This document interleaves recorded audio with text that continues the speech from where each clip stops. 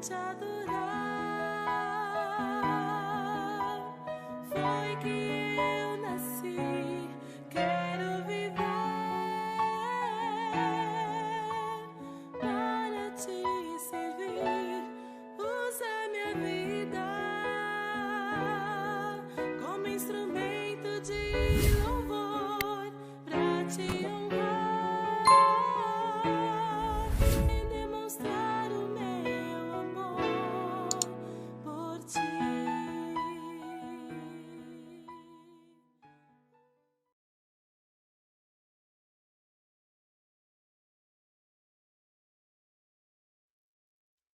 Bom dia, bom dia. Começando mais um Café e Comunhão. Hoje, nossa leitura e reflexão em Isaías capítulo 1. Nos vídeos anteriores, então, nós falamos sobre a parte introdutória desse livro. Então, dando um panorama sobre ele. E a partir de hoje, então, começamos com cada um dos capítulos. Temos 66 capítulos nesse livro. Vamos começar, então, hoje, capítulo 1. E vamos adiante, né? Temos muitos capítulos, são 66. Temos vários versículos em cada capítulo, então vamos caminhando de acordo com a possibilidade de entendermos bem o texto. Se precisar dividir, nós vamos dividir em 2 dias ou mais, né? Para não atropelarmos o texto também e simplesmente ler por ler, tá bom? Então vamos ler. Nós não vamos fazer um estudo, como nós falamos no nosso propósito, mas também não vamos passar simplesmente por cima do texto sem poder compreender pelo menos o todo do capítulo, tá bom? Então, desde já pedimos a você que compartilhe o vídeo, dê o seu like, o seu joinha, se inscreva se não é inscrito, ou então incentive outros a se inscreverem. Entendendo que o texto bíblico, então, de Isaías nos fala justamente sobre os pecados e o julgamento de Deus, mas também a restauração de Deus para com aqueles que se arrependem. Então, isso faz jus, né? Não só ao passado, mas também ao presente, aos dias de hoje. Então, é um livro extremamente importante e necessário, falando sobre o passado, sobre o presente, mas também sobre o futuro ainda. Não só o futuro de Israel, mas principalmente o futuro da humanidade, ok? Então, vamos compartilhar desse texto a partir desse momento, tá? Então, nós temos aí capítulo 1, versículo 1. Estas são as visões de Isaías, filho de Amós. Como dissemos, não é Amós o profeta, é outro Amós. E lembre-se, né, quando nós vimos vários textos aí, olhando para a genealogia, muitos nomes eram repetidos, né, porque era passado dentro da família, e pai para filho, tios, então era muito comum essa questão. Então, filho de Amós, acerca de Judá e Jerusalém. Então, está dizendo que vai falar, as visões dele são acerca de Judá, a tribo, né, de Judá, que é composta de 2 tribos, Judá e Benjamim, e também sobre a cidade de Jerusalém, que pertencia, então, à tribo de Judá. Ele teve essas visões durante os anos em que Uzias, Jotão, Acás e Ezequias eram reis de Judá. Então nós voltamos lá para o livro, né? 1º e 2º Reis, 1º e 2º Crônicas, nós temos informações lá sobre esse período em que Isaías então está profetizando, ok? Então lá naqueles livros nós tivemos uma visão, uma perspectiva, agora aqui vamos ter a outra, olhando para a visão do profeta em relação ao pecado do povo. Então, o primeiro versículo aqui desse capítulo nos serve, então, como título, né, para o livro inteiro. É provável que tenha sido o primeiro sermão que o profeta Isaías foi instruído, então, a divulgar e a fixar, né, por escrito. Ok? Dizem os estudiosos que era comum colocar isso à porta do templo, fixar essa chamada, fixar, então, essa profecia, fixar esses termos, né, que eram ditos ao povo na porta do templo, tá? É como hoje, por exemplo, as proclamações que a gente coloca em locais públicos para que todos possam ler e tomar conhecimento. Lá era feito, então, dessa forma para que todos pudessem ver, ter o conhecimento daquilo que foi escrito e não apenas falado, né? E também, a partir daquele texto, eles poderiam fazer as suas cópias, se assim desejassem, para poder ter, então, aquilo em mãos. E o original ficaria depois no templo, sob a guarda, então, dos sacerdotes, tá? Como registro, então, do templo. Então, essa visão, ou essas palavras, elas se tornaram públicas ao povo de Judá. Então, nós encontramos nesse capítulo a seguinte divisão. No versículo 1 aqui nós temos o título, então, o autor, então, e a data. Então, nós temos aí a questão lá, falando sobre os reis, né? Uzias, Jotão, Acás e Ezequias. Então, nós temos lá mais ou menos o tempo próprio em que foi escrito. Nos versículos de 2 a 20 temos a mensagem que foi proferida para o povo rebelde de Judá, e dos versículos de 21 a 31 alerta sobre a infidelidade da cidade de Jerusalém. Então fala sobre um todo, sobre Judá, e depois fala-se especificamente sobre a cidade de Jerusalém, que foi chamada Cidade Santa durante muito tempo, mas que não estava vivendo essa santidade. Então vamos lá. Versículo 2. Ouçam os céus, preste atenção à terra, assim diz o Senhor. Os filhos que criei e dos quais cuidei se rebelaram contra mim. Até mesmo o boi conhece o seu dono e o jumento reconhece o cuidado do seu senhor. Mas Israel não conhece o seu senhor. Meu povo não reconhece meu cuidado por ele. Tá? Então nós temos aqui um tribunal em que o Senhor é queixoso contra a nação de Israel. Então, ao invés de responder ao cuidado e à provisão de Deus, eles fizeram o quê? Eles abandonaram o Senhor, não reconheceram o Senhor, falharam na sua obediência ao Senhor, né? A obediência que lhe era devida, eles falharam nessa obediência. Ele conclama então os céus e a terra para que sejam as suas testemunhas, né? Então ele pretendia que Israel fosse uma bênção para as nações. Mas em vez disso, agora ele chama as nações para verem a vergonha, olharem para a vergonha de Israel. Diz que são os seus filhos, né? Ele deixa bem aqui os filhos que criei. Então fala sobre os descendentes físicos de Abraão, né? São povo escolhido de Deus. Então, apesar da sua desobediência, continuam sendo povo escolhido. Ele fala sobre o burro e sobre o boi, aliás, e o jumento, né? O burro. Então, os animais parecem ter mais poderes de raciocínio do que o povo de Deus, né? Um povo que rompe a comunhão com Deus, então, é comparado aqui ao boi e ao burro. Tá? Versículo 4. Ah, como é pecadora essa nação, sobrecarregada pelo peso da culpa. São um povo perverso, filhos corruptos que rejeitaram o Senhor. Desprezaram o Santo de Israel e deram as costas a ele. Então, o Santo de Israel é um título especial para Deus, né? Fala sobre a santidade de Deus em contraste com a pecaminosidade de Israel. E diz que esse povo então virou as costas para o Senhor, porque continuam a atrair castigo sobre si. Vão se rebelar para sempre, sua cabeça está ferida, seu coração está enfermo, né? Então eles já estão em ruínas por causa da sua rebelião contra Deus. A nação então se comporta de uma maneira irracional ao continuar na sua rebelião contra o Senhor. Então mostra a sua irracionalidade, porque mesmo sabendo do que estão fazendo, continuam fazendo. Estão machucados, né, da cabeça aos pés, tá? Cheios de contusões, vergões e feridas abertas, e não há ataduras nem óleo para dar alívio, tá? Então está falando aí sobre a irracionalidade deles, né? Como eles estão podres, então, da cabeça aos pés, e nada pode aliviar a dor de todas desses machucados, né? Que foram provocados por toda essa rebeldia. Sua terra está em ruínas, suas cidades foram queimadas. Estrangeiros saqueiam seus campos diante de vocês e destroem tudo que vem pela frente. Por quê? Porque são desobedientes ao Senhor, então estão sofrendo o dano, o julgamento por parte de Deus, permitindo que estrangeiros então invadam sua terra. A bela Sião está abandonada, como um abrigo do vigia no vinhedo, como a cabana numa plantação de pepinos, uma cidade que foi sitiada. Então Sião é a personificação da cidade de Jerusalém, né? Como também todo Judá é chamado então de Sião. Se o Senhor dos exércitos não houvesse poupado alguns de nós, teríamos sido exterminados como Sodoma e destruídos como Gomorra. Então aqui, alguns de nós, Isaías está nesse contexto, tá? Então, retratava então Deus como um poderoso guerreiro, chamando de o Senhor dos exércitos, né? Um líder capaz de conquistar todos os seus inimigos, tá? E de garantir a sobrevivência de Israel. Diz que havia alguns poucos que foram poupados, um remanescente, né, de fiéis israelitas. Mas ele diz ainda que teríamos, se não fosse dessa forma, né, se Deus não os poupasse, eles seriam então exterminados como Sodoma e Gomorra. Essas duas cidades foram destruídas pelo chofre, né, pelo chover, de enxofre e de fogo sobre essas duas cidades pecaminosas, né?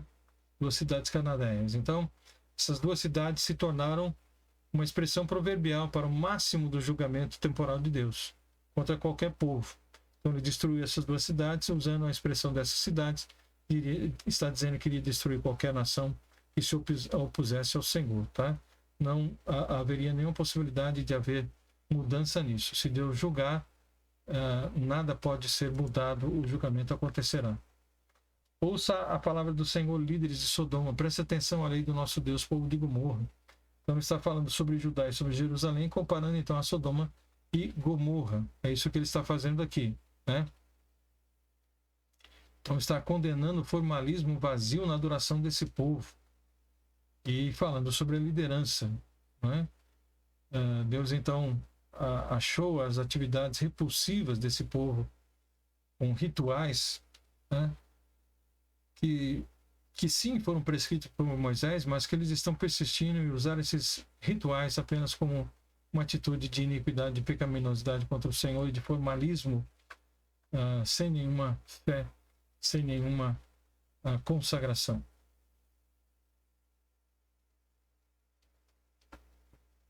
Aí a sua pergunta: o que os faz pensar que desejam seus muitos sacrifícios? Diz o Senhor: estou farto de holocaustos de carneiros e da gordura de novilhos gordos. Não tenho prazer no sangue de touros, de cordeiros e de bodes. Por que ele não aceita? Sendo que ele próprio disse que eles deveriam fazer isso. Porque não havia sentido.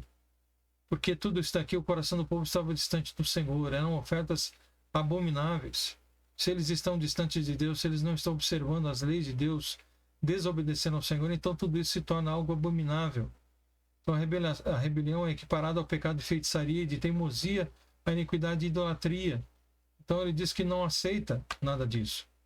Quem lhes pediu que fizessem esse alvoroço por meus pátios quando vêm adorar? Parem de trazer ofertas inúteis, o incenso que oferecem me dá náusea. Suas festas de lua nova, seus sábados e seus dias especiais de jejum são pecaminosos e falsos. Não aguento mais suas reuniões solenes. Tá? Então, tudo isso foi designado pelo Senhor, mas tudo isso estava sendo feito de uma forma extremamente ruim, né?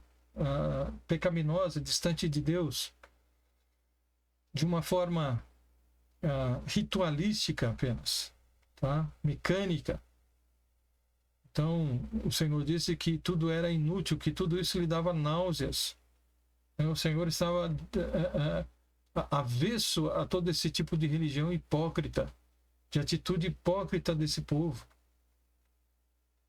Odeio suas festas de lua nova e celebrações anuais, são um peso para mim, não as suporto. Por que ele odeia? Mais uma vez foi ele que determinou isso, porque é feito apenas por formalismo.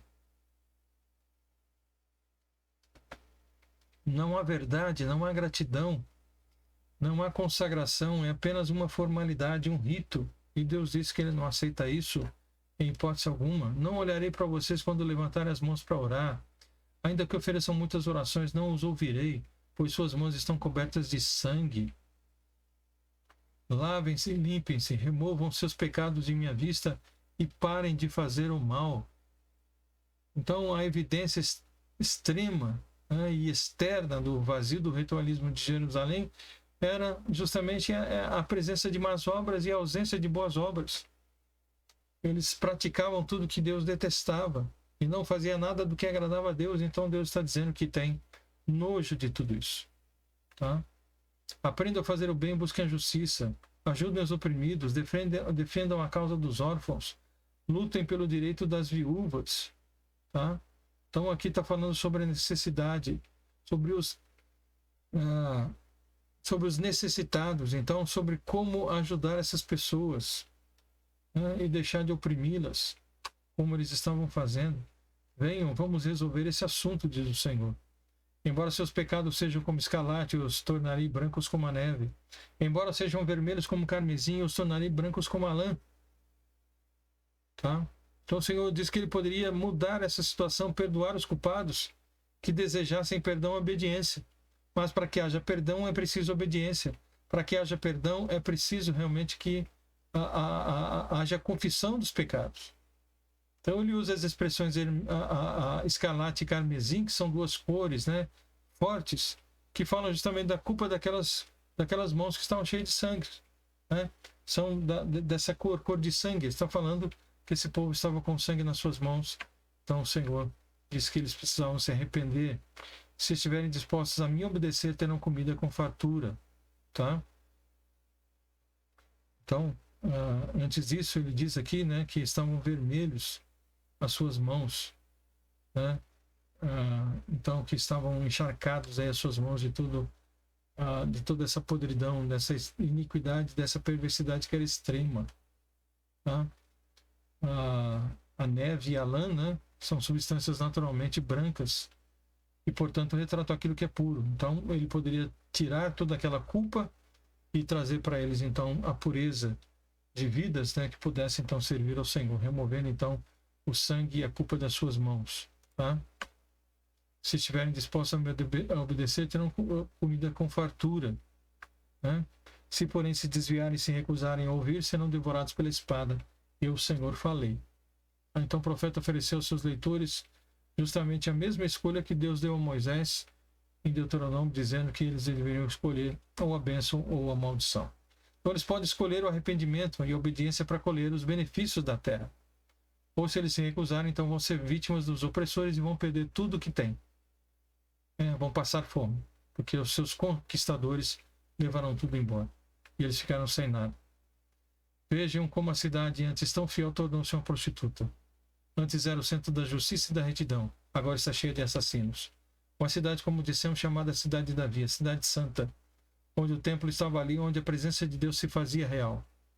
Mas agora é chamada de meretriz, de prostituta. Né? Por quê? Por causa da idolatria do povo no meio dessa cidade.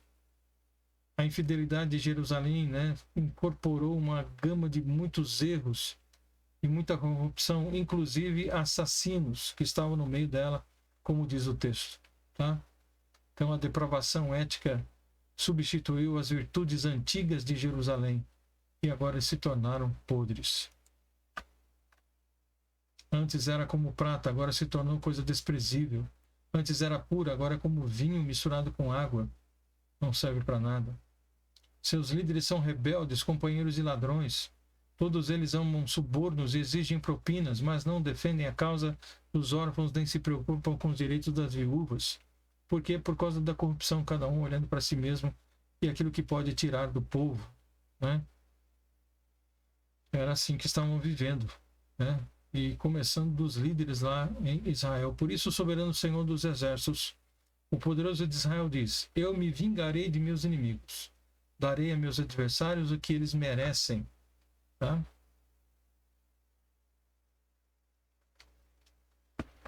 Então Deus traria julgamento ao seu povo, que se tornou seu inimigo. O povo de Deus se tornou inimigo de Deus.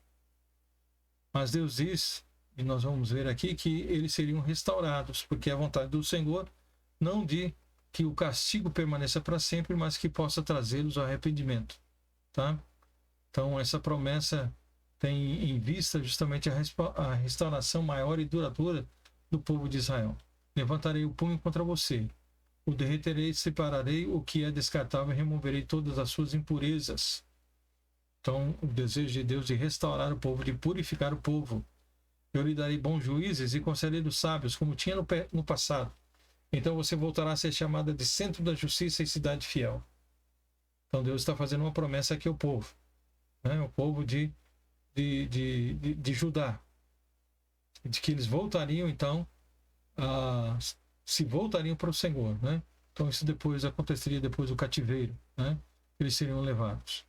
Sião será redimida pela justiça e os que se arrependerem serão restaurados pela retidão. Então de novo, né? Fala aqui sobre aqueles que remanescentes que se arrependessem dos seus pecados, eles encontrariam então, né, uma redenção. Eles encontrariam uma restauração. Seriam prósperos e abençoados como a cidade de Jerusalém. Mas os rebeldes e os pecadores serão destruídos e serão consumidos os que abandonarem o Senhor. Então quem se voltar para o Senhor será abençoado. Quem se rebelar contra o Senhor será castigado. Tá? Então para uns a bênção, para outros a maldição. Ok? Então o desejo do Senhor é que Jerusalém voltasse a ser uma cidade pura. Vocês se envergonharão de sua idolatria em bosques de carvalhos. Ficarão desconcertados de terem adorado em jardins dedicados ao Senhor. Ele está dizendo então que eles serão envergonhados e desconcertados quando eles forem então colocados contra a parede com relação a toda a idolatria que eles estavam vivendo, né? Então, praticar uma adoração idólatra. Quando Deus então chamar para prestar contas de tudo que fizeram, dessa escolha rebelde que fizeram, eles vão ficar desconcertados e vão ficar envergonhados, tá? Porque Deus lhes trará então a juízo. Primeiro mostrará o porquê, né, que eles estão sendo castigados, porque é assim que Deus age. Ele avisa, não atendeu, haverá o castigo, mas ainda assim ele diz por que estarão sendo castigados, para que não possam dizer que não sabiam do que está acontecendo. Versículo 30, serão como uma grande árvore, com folhas murchas, com um jardim sem água, né? Então essas pessoas serão dessa forma. O que adianta uma grande árvore se as suas folhas são murchas? O que adianta um jardim se não tem água para poder regar e as plantas poderem se desenvolver? Os mais fortes em seu meio desaparecerão como palha. Seus atos perversos serão a faísca que incendeia. Queimarão junto com as suas obras e ninguém conseguirá apagar o fogo. Então, tanto o rebelde quanto as suas obras vão perecer e serão consumidos pelo fogo, e diz aqui que ninguém poderá apagar. Então, esse é o julgamento final, não apenas um outro cativeiro, mas um julgamento definitivo do povo de Israel, tá? Não é apenas um momento, mas é um todo, quando Deus julgará, então, de uma forma geral, esse povo e definitivo, tá? Então, é isso que nós temos aqui no capítulo 1 de Isaías, falando, então, sobre esses pontos importantes, nos dando lá no versículo 1 que Isaías que escreveu, o tempo e os reis dos quais, né, que são mencionados, falando justamente do tempo onde foi, quando foi escrito essa mensagem. Essa mensagem dos versículos de 2 a 20 era uma mensagem, então, dirigida ao povo rebelde de Judá, e isso foi proclamado nos portais, então, do templo e depois guardado pelos sacerdotes, e quem queria podia fazer uma cópia. Então era como uma proclamação pública. E depois dos versículos de 21 a 31 alerta sobre a infidelidade da cidade de Jerusalém.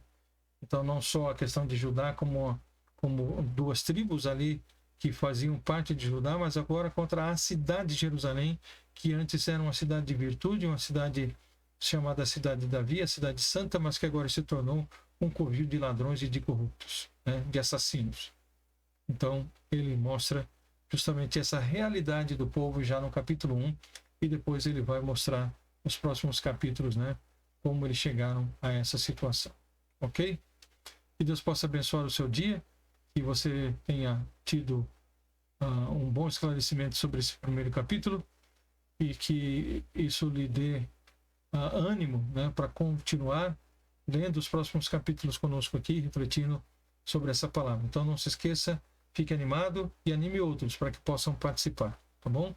E não vamos ficar aí preocupados com o que temos pela frente, vamos dia a dia, dando passo a passo, e com certeza vamos chegar ao final, como chegamos também nos outros livros. 23º livro que nós estamos então lendo e compartilhando, isso não é pouca coisa, tá bom? Que Deus abençoe, que tenham todos um bom dia e até o nosso próximo vídeo. Pai, obrigado por esse tempo juntos aqui, que a tua palavra seja, ó Deus, uma palavra que traga arrependimento de cada um de nós e daqueles que vão ouvir, e que possamos entender que só o arrependimento pode nos levar ao perdão do Senhor, e assim, ó Deus, temos uma vida realmente purificada pelo perdão e pelo sangue do Senhor que foi derramado para o perdão dos nossos pecados. Orienta-nos, dá-nos um bom dia na tua presença, oramos assim em nome de Jesus. Amém. Deus abençoe, queridos. Um forte abraço a todos vocês e até o próximo vídeo, se Deus assim permitir.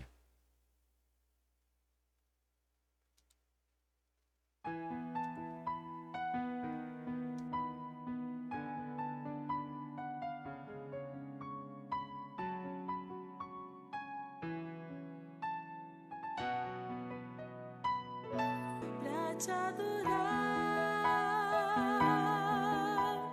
foi que